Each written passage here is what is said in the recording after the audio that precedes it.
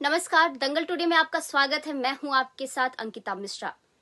मध्य प्रदेश में विधायक दल की बैठक में मोहन यादव को सीएम का चेहरा चुने जाने के बाद बिहार के भाजपा नेता सुशील मोदी की प्रतिक्रिया कुछ यूं थी। आरजेडी तो बिहार में किसी यादव को सीएम नहीं बना पाई, परंतु भाजपा ने मध्य प्रदेश में यादव को सीएम बना दिया। श्रेय और तंज का यह दौर केवल बिहार तक सीमित नहीं है।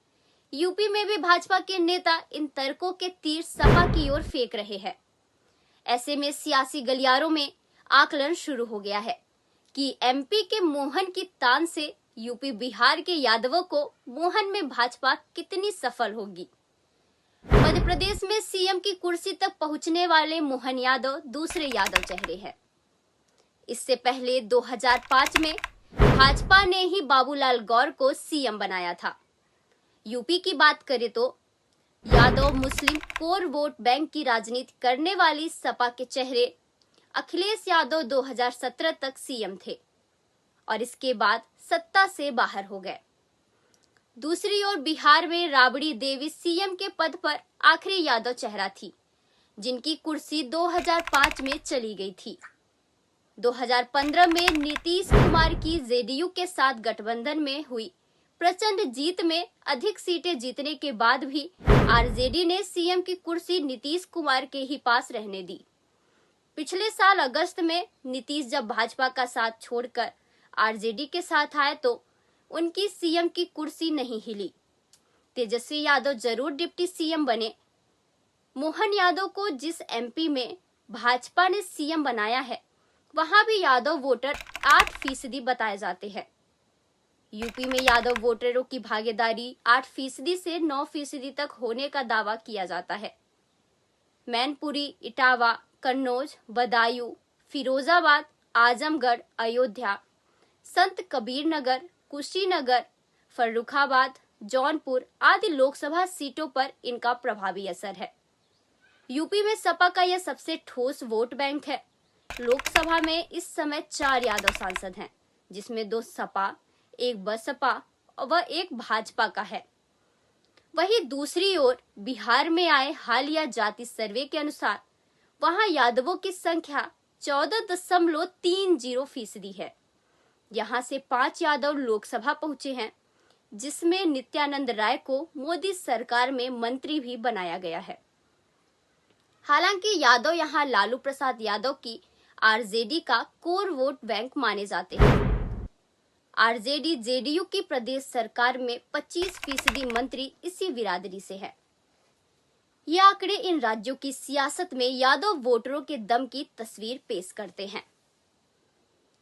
वहीं मोदी शाह की अगुवाई वाली भाजपा ने अपनी रणनीति और सामाजिक विन्यास को बदलते हुए वोट बैंक के विस्तार में बड़ी सफलता पाई है।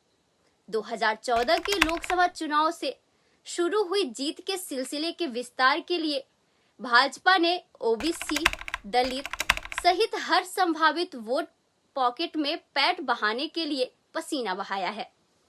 सपा आरजेडी की ताकत माने जाने वाले यादवों को रिझाने की कवायद भी उसमें एक है।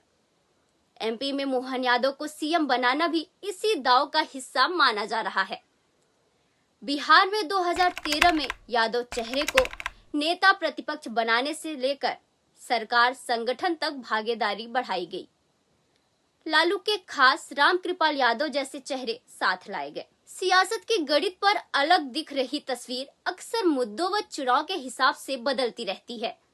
2014 के लोकसभा चुनाव के बाद यह ट्रेंड और मुखर है। मसलन 2012 में यूपी की सत्ता पर काबिज हुई सपा 2014 के लोकसभा चुनाव में महज 5 सीटें जीत पाई थी। इन सभी सीटों पर मुलायम परिवार के ही चेहरे थे। भाजपा की सबसे बड़ी चुनौती और लक्ष्य 2024 का लोकसभा चुनाव है। चुनाव दर चुनावी पार्टी अपना वोट शेयर बढ़ाने में सफल रही है। उसकी पीछे हर बार नए वोटरों को जोड़ने की कारगर रणनीति है। भाजपा के एक नेता कहते हैं कि चुनाव मोदी के चेहरे पर होना है और हमारी सबसे बड़ी ताकत लाभार्थी वोट बैंक है। इन सब के बीच पार्टी सामाजिक समीकरण भी दुरुस्त करती चली आ रही है। हर चुनाव में कुछ वोट छिटकते हैं, उनकी भरपाई नए वोट बैंक से हो जाती है। चेहरे के जरिए संदेश की यह कवायद आंशिक असर भी डालेगी तो वह खिसकने वाले वोटों की जगह लेने के लिए पर्याप्त होगी। इसलिए बर्फ थोड़ी भी पिघली तो जीत की ठंडई बनाने में काम तो आएगी ही। नमस्कार, ऐसे ही वीडियो के लिए बने रहें दंगल टुडे पर। Rabindranath Tagore University Bhopal, only private university in MP to be NIRF ranked for 5 consecutive years, जहां है 600 से ज्यादा company tie-ups for placements, Atal Incubation Center for nurturing startups, Industry Academia collaboration for exposure of real industry world, 20 centers of excellence for research, साथ ही global festival विश्व रंग में शामिल होने का अवसर देता है। Rabindranath Tagore University, unlocking potential.